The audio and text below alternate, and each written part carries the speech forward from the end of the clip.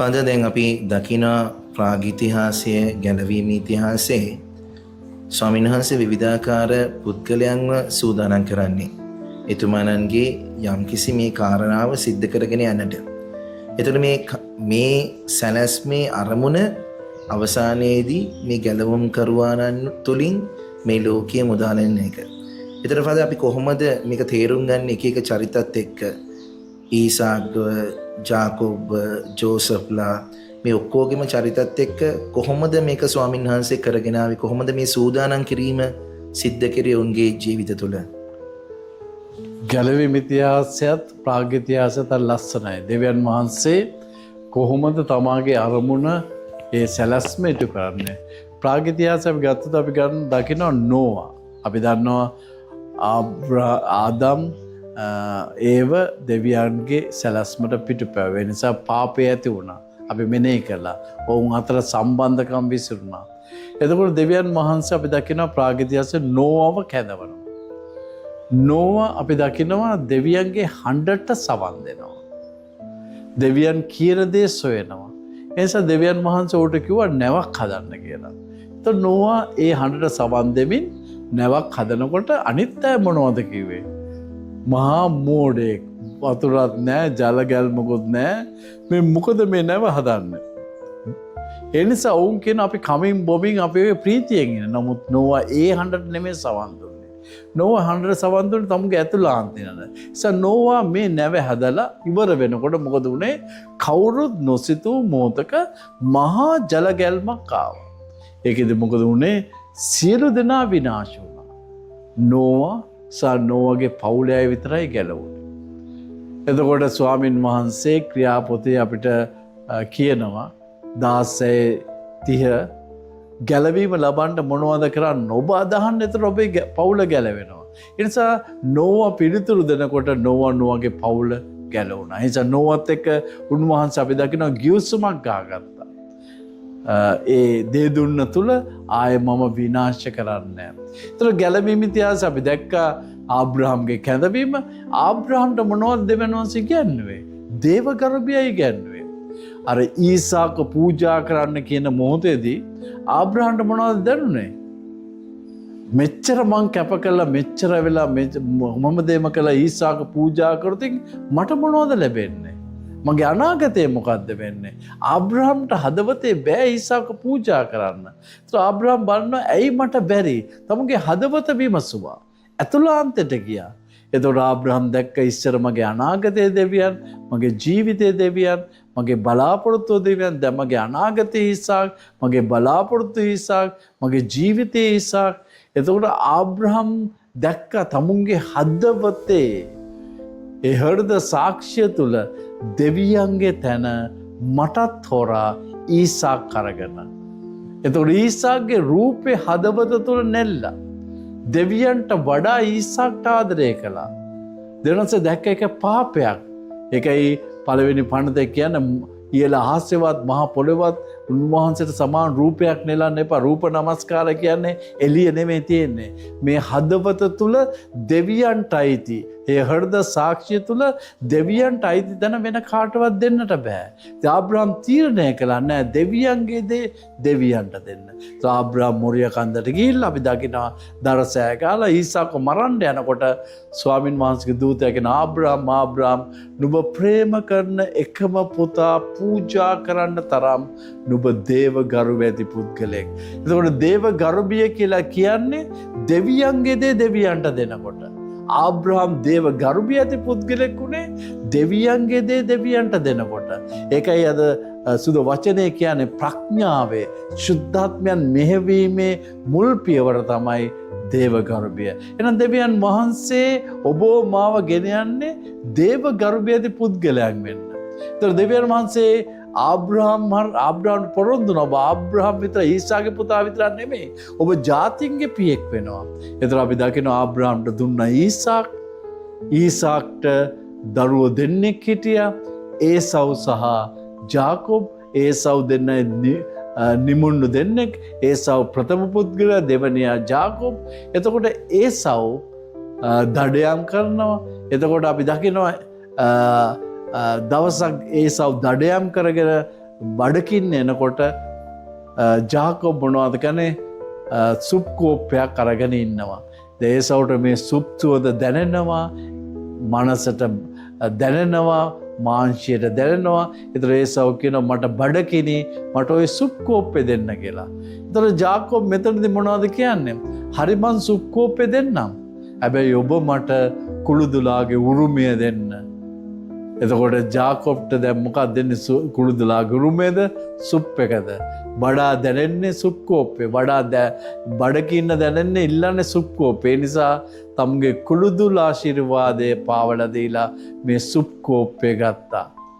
අන්න ඒකෙන් ප්‍රයෝජන ගත්ත ජාකොබ් මොනවද කරන්නේ? ඒ කුළුදුල් ආශිර්වාදේ ලබා ගන්න සැලසුම් කරනවා, බලාගෙන ඉන්නවා. ඊසාක් ස්පේන් නැතුව ගියා. එතකොට ඊසාව මැරෙන්න කිට්ටු වෙනකොට ඒසා කිව්වා ඒසවට ගිහිල්ලා මට දඩයන් කරලා බැටළුවෙක් මරලා මට ඇවිල්ලා භෝජනයක් කළා ගෙනත් දෙන්න කියලා. ඒසව දඩේම යනකොට මේක අහගෙන රෙබේකා මොනවද කරන්නේ? ජාකොබ්ට ඒසවගේ ඇඳුම් අඳලා හොඳ ව්‍යංජනේ හදලා ජාකොබ්ගේ අතේ ඊසාක්ට ගේනකොට ඊසා කතකාලා බලනකොට ඇඳුමනං ඇඟනං ඒසව්ගේ වගේ, සුවඳනං ජාකොබ්ගේ වගේ කියලා ඊට පස්සේ ඔහුගෙන් අහන ඔබ ඒසව්ද කියලා. එතකොට ජාකොබ් කියනවා මං ඒසව්, බොරුවක් කියනවා. බොරුවක් කියලා ඒ තාත්තගේ ආශිර්වාදයේ කුළුදුලාගේ උරුමය ජාකොබ් අරගන්නවා. ප්‍රේමසෝනි බලන්න මනුෂ්‍ය දුර්වලකම. ඒ දුර්වලකම රෙබේකාගේ විශේෂ ආදරය තුළ ජාකොබේ උරුමය අරගෙන ජාකොබ් පැනලා යන මන්ද ඒසව් දඩයන් කරගෙන ව්‍යංජන තාත්තගාවට එනකොට කුළුදුල ආශිර්වාද ලබා ගන්න. එතකොට ඒ ඊසාක් කියනවා මම ඒ ආදරය, ඒ ආශිර්වාදය මම දුන්නා. ඔබ ඒසව් නෙමේ දාවේ. ඊසාක්ට දැනෙනවා ජාකොබ් ඒක බොරුවක් කරලා අරගත්තා.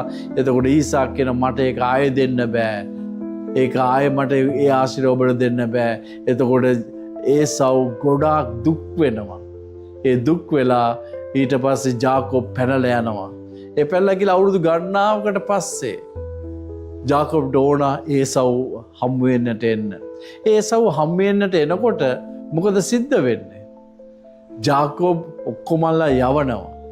ජාකොබ් විතරක් රාත්‍රියක් තනියම ගත කරනවා. ගත කරනකොට ජාකොබ් පොරබදිනවා ඒ රාත්‍රියේදී ස්වාමින් වහන්සේ දූතයා එක්ක. එතකොට ජාකොබ් කියනවා ඔබ මාව ආශිර්වාද කරනකම් මම ඔබ අතහරින්නේ නැහැ කියලා. අන්න එතනදී ජාකොබ් මේ ස්වාමීන් කියන නම කියන්න කියලා නම කිව්වේ නැහැ. ඔව් ආශිර්වාද කළා යන්න ගියා. ඊට පස්සේ තමයි ප්‍රේමන්ත මොකද්ද මේ පොරබැදීම? ජාකොබ් ඒසව් ගාවට යන්න යනකොට ඒසව් ලොකු බයකින් ඉන්නේ. ජාකොබ් ලොකු බයකින් ඉන්නේ. මගේ සහෝදරයා මාව පිළිගනීද? මගේ සහෝදරයා මාව මරයිද? ඒ බය තුළ ලොකු පොරබැදීමක් රාත්‍රිය තුළ සිද්ධ වුණා. අන්තිමට දෙවියන් වහන්සේගේ ආශිර්වාදය ලබාගෙන ජාකොබ් ඒසව් හම්බ වෙනකොට ඒ අය සමගි වෙනවා. අනේ ජාකොබ් හරහා තමයි දෙවියන් වහන්සේට සැලැස්ම තිබ්බේ ඒ ඊශ්‍රායල් ජනතාව ගොඩනගන්න. ජාකොබ් කියන්නේ ඊශ්‍රායල් කියන නම තැබුවා. එතකොට ජාකොබ්ට හම්බුණා දරුවෝ 12 දෙනෙක්. අනේ ඒතර තමයි අපි කියන්නේ ඊශ්‍රායල් ගෝත්‍ර 12 කියලා. ඒ 12 දෙනාගෙන් බාලම දරුවා තමයි ජෝසප්. එතකොට මේ ජාකොබ් මොනවද කළේ? ජෝසප්ට ගොඩක් ආදරය කළා. අනිත් අයට වඩා ආදරය කළා. ඒ සවුට විශේෂ කබායක් දුන්නා. දැන් එහෙම කරනකොට අනිත් සහෝදරයන්ට මොනවද දැනෙන්නේ? ඔවුන්ට ඊර්ෂ්‍යාව, තරහව, තාත්තා අපිට වඩා එයාට ගොඩක් ආදරය කරනවා. මේක එයාගේ හදවත් තුළ ඇති වෙන්නට ගත්තා. එතකොට අනිත් සහෝදරයෝ ගියාම බැටළුවන් බලන්න ජෝසප්ට තාත්තා කියනවා පුතේ ගිහිල්ලා බලන්න අයියලා මොනවද කරන්න කියලා. එතකොට ඒ අය ජෝසප් එනකොට ජෝසප් ඒ වගේම ජෝසප් හීන දකිනවා. ඒ හීන දැක්කම දවසක් ජෝසප් කියනවා මේ සහෝදරයන්ට මම ගොයම් මිටි 12ක් දැක්කා මගේ මිටියට අනිත් 11 නමස්කාර කළා. එතකොට අනිත් අයට ගොඩක් කේන්ති ගියා. මොකද්ද කේන්තිය? අපි ඔබට නමස්කාර කරනවා කියලා හිතුවද? ඒ වගේම තව සීනයක් ජෝසප් දැක්කා. තාරකාව ඉර හඳ තියෙනවා, තාරකා 12 තියෙනවා. තමාගේ තාරකාවට ඔක්කොමල නමස්කාර කළා. ඉතින් මේක අහපුවම තාත්තට පවා තේරුම් ගන්න බැරුව ගියා. තාත්තත් බනින්න ගත්තා. අන්න ඔය පසුබිම තුල මේ සහෝදරයන් මේ සීනතාවකත් එක්ක ජෝසප් එක තරහව වැඩි වෙනකොට අන්න එතකොට තමයි ජෝසප් ගියේ සහෝදරයන්ව බලන්න. අන්න එතකොට සහෝදරයෝ තමුන්ගේ හදවතේ තිබුණු තරහව, කේන්තිය, වෛරය තුල මෙයාව දැක්කේ මහා තමුන්ගේ උරුමේ උරකම් කරන කෙනෙක් වශයෙන්. ඒ නිසා මොනවද කියලා ජෝසප් මරන්න උත්සාහ කළා. ඒ මරන්න උත්සාහ කරනකොට වැඩිමල් සොයලා මොනවද කිව්වේ? මේ දරුවා මරලා අපේ ලේ ගා ගන්න ඕන. අපි මේ පාළු ලිඳක් තියෙනවා. ඒ පාළු ලිඳට අපි මේ දරුවව දාමු. ඔහුට යටිහිතේ තිබුණා සහෝදරයා බේරගෙන තාත්තා ගාවට ගේන්න. නමුත් මොනවද කළේ? ඔවුනේ වලට දාලා ඔවුන් කකා ඉන්නකොට වෙළඳාම යන මිදියන්වරු ඒගොල්ලෝ යනකොට මොනවද කළේ? මේ සහෝදරයාව අපි ලේද හල්ලා විනාශ කරන්න ඕනේ. අපි මේ සහෝදරයාව අපි විකුණුමු කියලා කිව්වා. එතකොට සහෝදරයාව විකුණුවා. ඒගොල්ලෝ වහල් සේවට විකුණා, රිදී කාසි 20කට විකුණුවා. මේ ජෝසප් මේ වහල්කමට ගිහිල්ලා ඌවසේ නායකයෙකුව බාර අරගෙන ඊට පස්සේ සේනාධිපතියා මොනවද කළේ? මේ තමුන්ගේ ගෙදර වැඩ කරනකොට එයාගේ බිරිඳ මොනවද කළේ? එයාට ආලේ කරන්න පටන් ගන්න ජෝසප් එකට විරුද්ධ වෙනකොට ජෝසප්ගේ තිබුණු දේ තමයි ජෝසප් දේවගර්භයේදී පුද්ගලෙක්. ඒ නිසා ජෝසප් එකට ප්‍රතික්ෂේප කරන නිසා බොරු චෝදනා නගලා ඔව්ව හිරේට දැම්මා. ඒ නිසා අපි දකිනවා ජෝසප් ප්‍රතික්ෂේප වුණා. රිදී කාසි 20කට වික්කා, බොරු චෝදනා කර හිරබත් කෑවා. ඒ හිරේ ඉන්නකොට ඒ හිරේටම දෙන්නෙක්ගේ සීන දැකලා ජෝසප් එක්කෙනෙක්ගේ සීන දැකලා ඔබ හෙට වෙනකොට ඔබ මරණයටපත් වෙනවා. අනිත් කෙනාට ඔබ පාරාවන් ගාවට ගිහිල්ලා නැවත සේවය කරනවා. එතකොට ඔබ මාව මතක් කරන්න කියලා උට කිව්වට උඩ අමතක වුණා. නමුත් පාරාවන්ට සීනයක් ආ වෙලාවේදී මොකද සිද්ධ වුනේ? පාරෙන්ට ඒ සීන විසඳන්න කවුරුත් හිටියේ නැහැ. එතකොට අර සේවකයා කියනකොට ජෝසප් ඉන්නවා කියලා ජෝසප් ඒ සීනේ විසඳුවා. මොකද ඒ සීනේ පාරාවන්ට කිව්වා ඔබ මහා තරබාර වස්තු 7 දෙනෙක් දැක්කා. ඒ කියන්නේ ෂෂ්ඨීක වසර 7ක් තියෙනවා. ඊට පස්සේ කෙසක වෙච්ච වස්තු 7 දෙනෙක් කියන්නේ සාගතයක් කියන්නේ සාගතෙට මූණ දෙන්න ඒ දහන්නේ රැස් කරන්න. එතකොට පාරාවනේ වගකීම දුන්නේ ජෝසප්ට. එතකොට ජෝසප් ඒ ආහාර එකතු කරගෙන ඒ සාගතයේ කාලේ ඔවුන්ට කන්න දුන්නා. අන්න මේ කාලේ තමයි ඊශ්‍රායලේ මේ ජාකොබ් සහ ඒ අය සාගින්නෙන් ඉන්නකොට මේ ඊජිප්තිය කන්න තියෙනවා කියලා ජාකොබ් කිව්වා සහෝදරයන්ට දරුවන්ට ගිහිල්ලා ජෝසප්ගෙන් මේ ඊජිප්තියෙන් ආහාර ගේන්න කියලා. ඔවුන් ඇවිල්ලා නමස්කාර කළේ ජෝසප්ට. අර හීනය සැබෑ වුණා. ජෝසප් හඳුනගත්ත සහෝදරයෝ. එතකොට ජෝසප්ට තිබුණා මේ සහෝදරයන් අවස්ථාව මෙයාගෙන් පලිගන්න, මෙයා මරන්න. නමුත් ජෝසප් මැරුවේ නැහැ. ජෝසප් පලිගත්තේ නැහැ. ජෝසප් තමාව හඳුන්ලා දුන්න සහෝදරයන්ට. ඔවුන්ට මොනවද කිව්වේ? ඔබ මට නපුර පැතුවා තමයි. ඔබ මට විනාශය පැතුවා තමයි. ඔබ මා විරිදී කාසි වික්ක තමයි. නමුත් දෙවියන්ට සැලැස්මක් තිබ්බා. දෙවියන් වහන්සේ දැනගෙන හිටියා මගේ ජනතාව දුක් විඳිනවා. සාගතය නිසා ඔබට පෙරටුව ස්වාමින් වහන්සේ මාව එව්වා ඔබව රැක බලා ගන්න. ඒ නිසා ජෝසප්ද ජාකොබ්ද සහෝදරද ඔක්කොම අල්ලව ඊජිප්තුවට ගෙනල්ලා ශාස්ත්‍රීය තැන පදිංචි කළා. ජෝසප් ඔවුන් රැක බලා ගත්තා. මේ කතාන්දරය තුල අපි දකින්නේ, මේ සිද්ධිය තුල අපි දකින්නේ දෙවියන් වහන්සේට දේව ගරුබිය ඇති කෙනා, දෙවියන් වහන්සේට සවන් දුණු ජෝසප්, ඒ හීන මගින් දෙවියන් වහන්සේ කියන දේ සවන් දුණු ජෝසප්, ඒ මොහොත ආපුවම තමාගේ ජීවිතයේ යථාර්ථය තුල ජෝසප් දැක්කේ දේව සැලැස්ම. දෙවියන් වහන්සේගේ සැලැස්ම තුළ ජෝසප්ගේ හදවත තුළ නිදහස තිබුණා සහෝදරයන්ව සමාව දීලා එයව රැක බලා ගන්න. අන්න ප්‍රේමන් සෝනි දිව්‍ය සප්‍රසාදයේ හදවතේ ඒ ගැලවීම ඉතිහාසය තුළ කොහොමද ස්වාමීන් වහන්සේ එදා පටන් ඒ හදවත් සූදානම් කරන්නේ. ඉතින් ජෝසප් තුළ අපිට පෙන්වන්නේ ජේසුගේ පැමිණීම.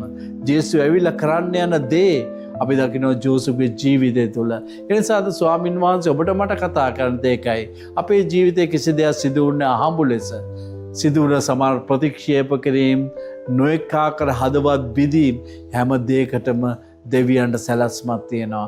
අපි එක්කෙන ජීවිතයේ දුර්වලකම් තුළ දෙවියන්ට සැලැස්මක් තියෙනවා. අපි හැම කෙනෙක්ම ගලව ගන්න, නිදහස් කරන්න. ඒ නිසා දෙවියන්ගෙන් සියල්ල බාරන් දෙවියන්ට අයිතිය දෙනකොට දෙවියන් වහන්සේ අපිට උගන්වනවා ආදරය කරන්න. දෙවියන් වහන්සේ අපිට උගන්වනවා දේව හදවත තේරුම් ගන්න. මෙයයි අපි දකින්නේ මේ චරිත තුළ අද ස්වාමින් වහන්සේ අපට උගන්වන දේ.